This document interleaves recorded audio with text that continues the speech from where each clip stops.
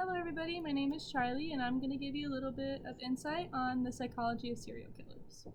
Now, have you ever wondered what makes a person want to kill someone? Not just once, but over and over again? What drives someone to commit such horrific acts and feel little to no remorse?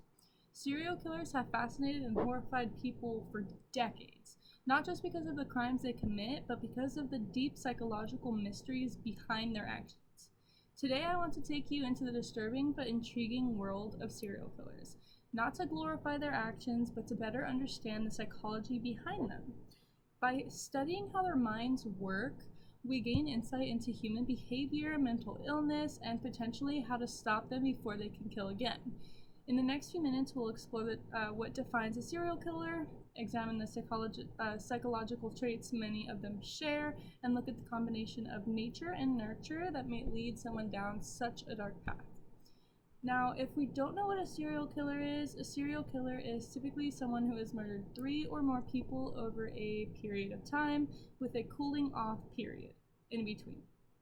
These killings are often premeditated and driven by psychological needs such as control, dominance, or fantasy gratification. Now, understanding this definition helps us distinguish serial killers from mass murderers or spree killers, and recognize the patterns in their behavior. Now that we know what defines a serial killer, we can go into psychological traits of serial killers. Now, many serial killers share disturbing psychological traits often rooted in early trauma.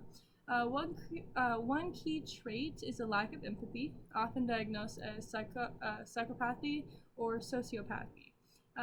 They can mimic emotions but feel little genuine remorse. Other common traits include narcissism, manipulation, and sadistic tendencies. Many develop violent fantasies in childhood. These traits don't guarantee someone will become a killer, but in combination with other factors, they greatly increase the risk. So the question is, what influences these traits, and is it biology or upbringing, or could it be both? Well, that's where nature and nurture, the debate comes in. When it comes to serial killers, psychologists debate how much of their behavior is shaped by genetics versus environment.